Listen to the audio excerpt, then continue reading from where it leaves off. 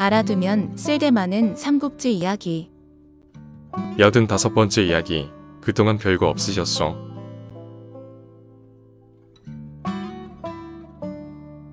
송권은 여몽이 죽은 날부터 왠지 마음이 편치 않았습니다.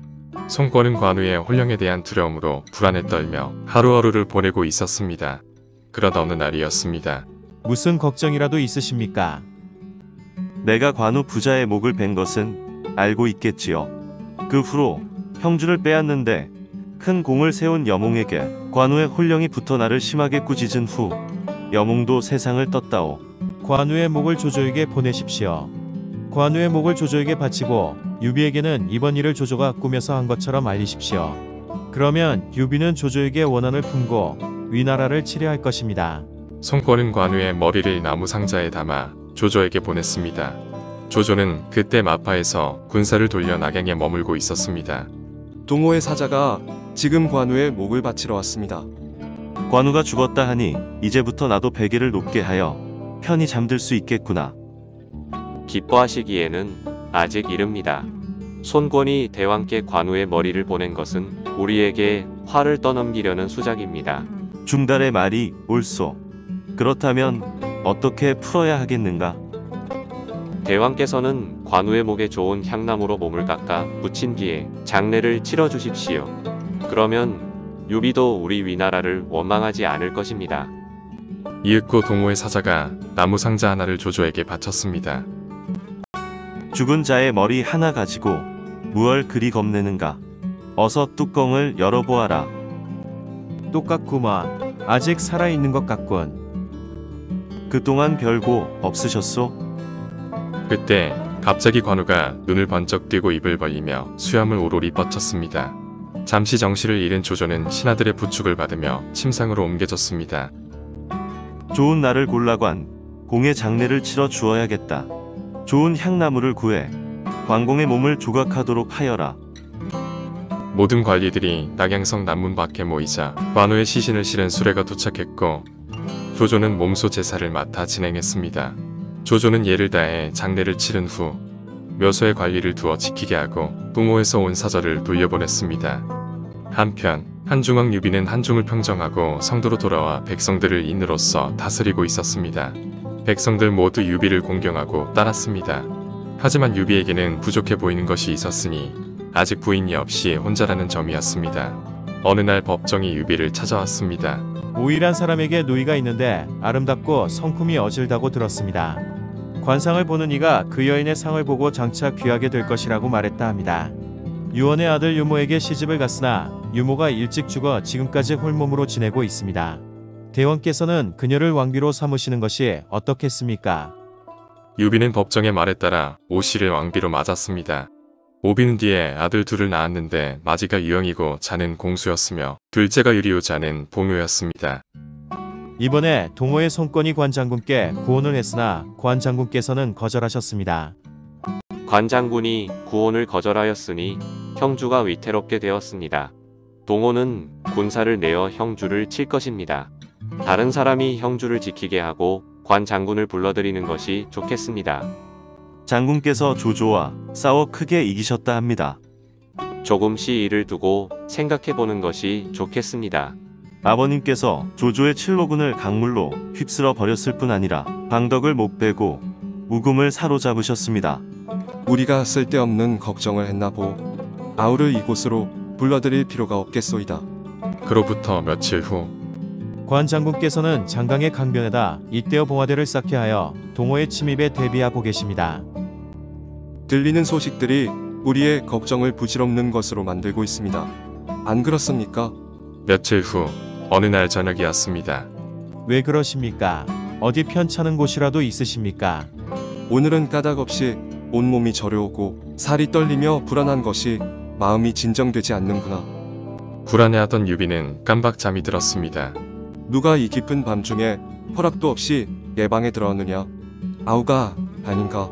반가운 마음에 유비가 다가가자 관우는 어둠 속으로 몸을 숨겼습니다.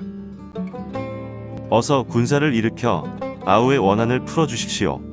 꿈에서 깨어난 유비는 불길한 마음에 공명을 부르게 됩니다. 유비의 부름을 받은 공명은 서둘러 달려왔습니다. 유비는 공명에게 꿈 이야기를 자세히 들려주었습니다. 이 꿈이 뜻하는 바가 무엇이겠소? 대왕께서 지나치게 관공을 걱정하시다 보니 그런 꿈을 꾸시게 된 것입니다. 공명은 간신히 유비를 동호의 여몽이 안심시키고 형주를 밖으로 빼앗습니다. 나왔습니다. 관 장군이 손권의 손에 목숨을 잃으셨다 합니다. 지난밤에 하늘에서 장군별 하나가 형주 땅으로 떨어지는 것을 봤기에 관 장군이 해를 입은 줄 짐작하고 있었소이다. 대왕께서도 알고 계십니까? 너무 놀라실까 두려워 아직 말씀드리지 못하고 있소. 유비가 겨우 마음을 추슬렀을 때 형주로부터 사자가 왔습니다. 형주는 운장은 어떻게 되었는가? 어서 말하라. 죄송하옵니다. 형주는 여몽에게 함락되었습니다. 관은장께서 구원을 청하시는 글을 주셨습니다. 지금 요화가 이르러 뵙기를 청하고 있습니다. 어서 내 아우의 소식부터 말하라. 관 장군께서는 지금 맥성에 갇혀 계십니다. 저는 관 장군의 명을 받들어 유봉과 맹달에게 구원을 청했으나 거절당하고 말았습니다. 거절당하 아우에게 무슨 일이 생긴다면 나는 결코 혼자서는 살아갈 수 없소. 내일 날이 밝는 대로 직접 군사를 이끌고 운장을 구하러 가겠소. 알겠습니다. 준비시키겠습니다. 날이 밝자 유비는 갑옷을 챙겨 입고 출진 준비를 서둘렀습니다. 관 장군 부자께서 한밤중에 맥성을 빠져나와 임저로 가시다가 오나라의 장수에게 사로잡히셨습니다. 어찌 되었느냐? 손권이 항복을 권했지만 절개를 굽히지 않고 아드님과 함께 장렬한 최후를 맞이하셨습니다. 이 말을 듣고 기절을 한 유비는 한참 후에야 정신을 차리고 대전으로 들 수 있었습니다. 유비는 슬픔이 가시지 않는 듯 깨어났다가 또 울며 기절하기를 하루에 4-5번이나 하였습니다. 유비는 사흘이 되어도 물 한 모금, 죽 한 숟가락 먹지 않고 묵놓아 울더니 마침내 눈에서 피눈물이 떨어져 옷자락에 아롱졌습니다. 이를 보다 못한 제갈량이 문무대신들을 거느리고 들어왔습니다. 언제까지 슬픔에 잠겨 있을 수만은 없습니다. 운장의 한을 풀어주셔야 할 게 아닙니까? 맹세코 동호의 손권과는 같은 하늘에서 숨쉬지 않으리라. 그리하셔야 하옵니다. 유비는 동천과 서천의 장수들에게 상복을 입도록 한 후 좋은 날을 잡아 장례를 치렀습니다. 유비는 친히 남문 밖으로 나가 초혼절을 지내 관우의 넋을 위로하고 하루 종일 묵놓아 울었습니다. 남문에 세워진 관우의 사당에는 그 후 여름의 뜨거운 햇살 아래에도 겨울바람이 일어도 그의 죽음을 슬퍼하는 조기가 내려지지 않았습니다. 조상할 조, 기기. 조기란 어떤 사람의 죽음을 추모하기 위해 다는 검은 선으로 일정한 표시를 한 기를 말합니다. 서울의 관우를 모시는 사당. 서울 종로구 숭인동에는 보물 142호로 지정되어 있는 동묘라는 사당이 있습니다. 동관원묘라고도 불리는 이 사당은 관우를 제사 지내는 곳입니다. 임진왜란 때 왜군을 물리치는데 관우의 신령이 도와주었다고 여겨 명나라의 신종 황제가 건립 비용과 친필로 쓴 현판 글씨를 보내왔던 것입니다. 그래서 선조 32년인 1599년부터 짓기 시작하여 1601년에 이 사당을 완공하였습니다. 동묘에는 나무로 만든 관우의 상이 안치되어 있으며 양옆으로 부하인 관평과 주창 등의 상이 함께 세워져 있습니다. 우리나라에까지 관우의 사당이 있을 정도로 관우는 당시 사람들뿐만 아니라 후세 사람들에게도 추앙을 받았습니다. 관우는 세상을 떠난 뒤에 관원이라며 왕으로까지 불렸고 그 후로는 성스런 황제 관우로까지 높여졌습니다. 또한 신령으로까지 여기는 사람들도 생겨났습니다. 지금도 중국이나 대만은 물론 동남아시아 지역에까지 관제묘라는 관우를 모시는 사당이 많이 있다고 합니다. 관우의 지나친 자부심. 관우는 일생 동안 무사람의 존경을 받고 지냈으며 후세에도 그 용맹성과 의기가 높이 평가되어 길이 전해진 인물입니다. 관우는 무예가 뛰어났을 뿐만 아니라 의협심이 강하고 충성심 또한 남달랐습니다. 그리하여 조조를 포함한 모든 제후들이 관우를 탐냈습니다. 특히 사람들은 조조의 갖가지 유혹에도 굴하지 않고 한결같이 유비에게 충성을 다하는 관우의 태도에 매료되어 깊은 신뢰감을 가지게 되었습니다. 음모, 술수, 배신으로 둘러싸인 어지러운 세상에 오직 한 관우의 성품은 사람들의 마음을 감동시켰던 것입니다. 하지만 그도 인간이었기 때문에 약점이 없을 수는 없습니다. 그는 남다른 자부심을 가지고 있었기 때문에 스스로를 지나치게 높였습니다. 그 예로 장비 조자룡 마투원충 등과 함께 자신이 오후대장의 하나로 임명되자 관우는 자신이 황충과 같은 수준으로 여겨진다는 것에 무척이나 못마땅해 하였다고 전합니다.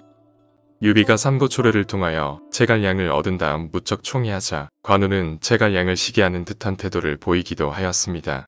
관우의 지나친 자부심은 결국 죽음에 이르게 하는 결과를 가져옵니다. 오나라의 육손이 자신을 추켜 세우는 내용의 편지와 예물을 바치자 관우는 흡족해하며 방심하게 되었고 이로 인해 오나라에 패하여 죽음에 이르게 된 것입니다. 86번째 이야기. 이대로 죽을 수는 없다. 악기들은 썩 물러가라로 이어집니다.